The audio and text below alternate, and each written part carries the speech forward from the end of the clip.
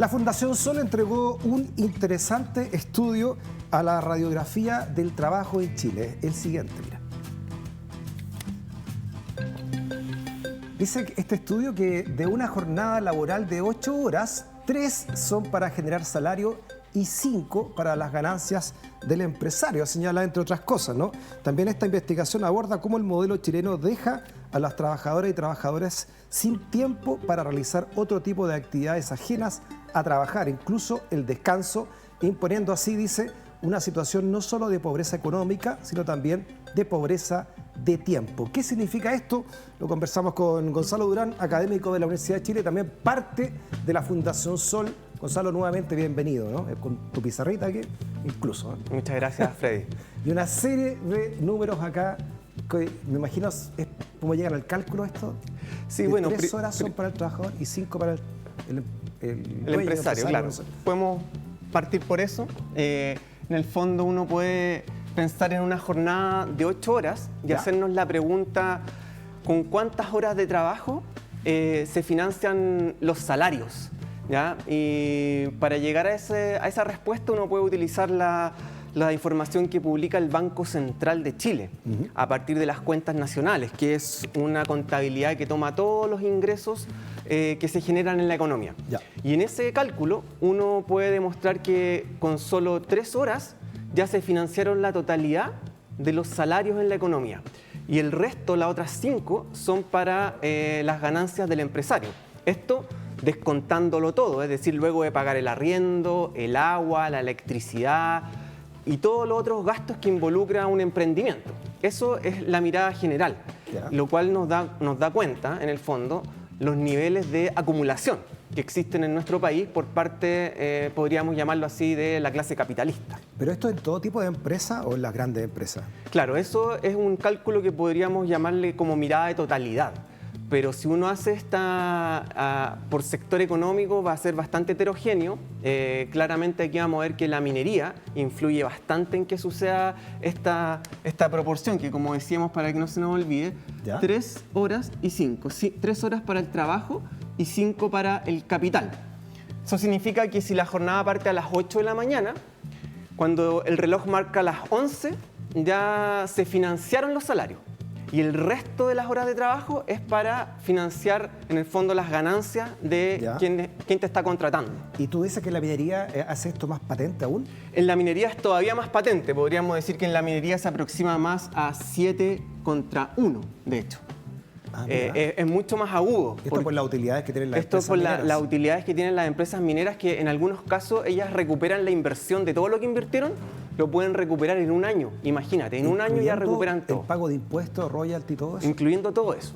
Entonces, bueno, eso da cuenta por qué en Chile también el 1% más rico, ya no lo olvidemos nunca, el 1% más rico tiene el 50% de los ingresos. Se queda con la mitad de la torta. Claro, es la concentración increíble que hay es la concentración increíble que hay de la riqueza en nuestro país. Tú trajiste algunos gráficos, veamos algunos, ¿no?, que explican también este hecho. Mira. ¿Esto qué significa? Claro, ahí estamos haciendo un análisis de esta distribución de las 8 horas, las 3 para trabajo, las 5 para las ganancias del empleador. Y lo que hacemos acá es ver cómo esto ha ido evolucionando en el tiempo. Desde el año 86 hasta el 2018 aparece en la gráfica y podemos ver que en los últimos años, por ejemplo, a partir del año 2000 hacia adelante, la barra negra empieza a ser más prominente, más importante, lo que significa que en el fondo cada vez se está trabajando más horas para las ganancias del capitalista, más horas para el capital. En otras palabras, está aumentando la intensidad de nuestro trabajo, nos pagan lo mismo, pero nosotros estamos produciendo más para enriquecer los bolsillos precisamente de lo que estamos viendo acá, por ejemplo, el 1% más rico. Eso es lo que demostramos en esta investigación que, como te decía antes, fue un estudio que se publicó en una revista académica, así que eso también nos da la seguridad que estuvo revisada por otros pares. Gonzalo, esto se puede cruzar con otro estudio que tú viniste a presentar hace una semana, que es de cuánto se gana en Chile. Sí, cuánto ganan los chilenos. ¿Por qué no recordamos también esa mediana, que también va muy de la mano con esto, ¿no? Va muy de la mano. En Chile la mediana, aquí la hemos anotado, son 611.162 pesos. ¿Qué significa eso? Que la mitad de las y los trabajadores gana menos que eso al mes, en términos líquidos. Eso es lo que queda en el bolsillo. Entonces, bueno, aquí hicimos una serie de cálculos. Acá arriba lo que tenemos son 430.000 pesos, que para los que nos están viendo, en el fondo ese es el salario mínimo neto, porque el salario mínimo que todos conocemos, que es de 529.000 pesos, eso es bruto, pero hay que descontarle el pago de las imposiciones. Lo que queda en el bolsillo son 430.000 pesos. Y aquí lo que gana la mitad de los trabajadores. O sea, la mitad de la gente que trabaja en Chile, mujeres y hombres, gana... Eso o menos. Eso, 611.000 pesos o menos. O menos, exactamente. Lo cual nos da cuenta de que efectivamente tenemos un muy bajo valor de la fuerza de trabajo. Está bastante contenido y muy cercano al salario mínimo. Por ahí se explica entonces un poco por qué de cada 8 horas son solo 3 las que van para el salario y el resto es para las ganancias. ¿Qué tenemos acá? La Dirección del Trabajo nos informa cómo se calcula una hora de trabajo, que eso es súper importante para la hora extra, para un montón de cosas en términos de remuneraciones. Entonces aquí está la fórmula, básicamente es el ingreso mensual, lo multiplicamos por 28 treintaavos. ¿Por qué 28? Porque lo ajustamos a los días laborables de un mes. Y luego lo dividimos por 176 horas, que esto está con el ajuste a las 40 horas, que básicamente es 44 por 4. 176 horas. Entonces ahí nos va a dar cuánto es una hora de trabajo. En el caso del salario mínimo, cuando decimos, si hacemos todo ese cálculo, vamos a ver que la hora de trabajo en realidad va a ser 2.280 pesos. Eso es lo que vale una hora de trabajo para quien gana el salario mínimo. Si hacemos el cálculo para la mitad de los trabajadores, vamos a ver que su hora de trabajo va a ser igual a 3.241 pesos. O sea, la mitad de los trabajadores en Chile, su hora de trabajo es el equivalente, digámoslo así, para ponerlo fácil, como un cuarto de queso Gouda. Eso es más o menos lo que nos estaría alcanzando con una hora de trabajo para la mitad de los trabajadores en Chile. Y acá al final lo que pusimos, lo que he puesto, es el ingreso que recibe el 0,01% más rico, de acuerdo a un estudio que hizo el Ministerio de Hacienda. El 0,01% más rico obtiene 850 millones de pesos al mes. Si hacemos ese cálculo y vemos cuál es el valor hora para ellos, vamos a ver que en realidad aquí nos va a dar este valor hora. Un valor hora de 4.640.152 pesos, es decir, esto casi... Versus los 3.200. Versus los 3.000, es decir, casi 2.000 veces más, casi 1.400 veces más. Entonces, esto nos deja más o menos bien claro cuál es el panorama de la desigualdad, que es algo que tanto se habla, ¿no es cierto?, en nuestro país. Podemos decir, bueno, la desigualdad tiene múltiples como causas, pero una de las causas principales, nosotros decimos que está acá, en el mundo del trabajo. Disculpa, ¿esta gente es trabajadora también o son los dueños de...? No, aquí estamos hablando de básicamente personas que son dueños de empresas, ¿ya? Que tienen acciones y obtienen esa plata. Uno podría decir, bueno, básicamente de todo este proceso, ¿no es cierto? Ellos van a obtener estos niveles de ganancia y acumulación también por el hecho de que están pagando bajo salario. Uno no tiene que perder de vista esa relación. ¿Qué tan común es esto en los panoramas de países capitalistas, digamos, como Chile? Bueno, esto es una realidad que podríamos decir está bien patente en el sistema capitalista, pero con distintos graduajes, ¿ya? Para combatir esto, la mayoría de los países como más modernos, podríamos decir, lo que tienen son sindicatos. Sindicatos que lo que hacen es aumentar esto, aumentar el valor hora del salario mínimo, del salario mediano, y por otro lado, a partir de la lucha sindical, terminan reduciendo también lo que van a obtener los empresarios. O sea, emparejar este guarismo, ¿no? Emparejar este guarismo y y llevarlo, por ejemplo, a 5 y 3, al revés, por ejemplo, o 4 y 4, etc.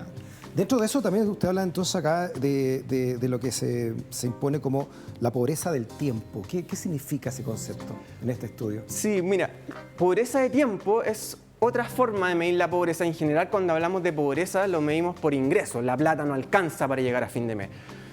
Esto es muy claro, ¿no es cierto? Con estos niveles de ingresos vamos a ver que tenemos una alta pobreza de ingresos.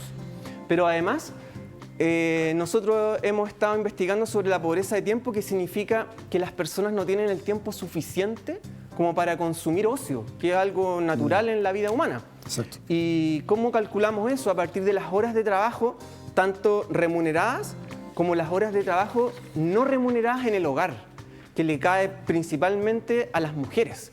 Entonces, todo el trabajo de cuidados, el trabajo doméstico no remunerado.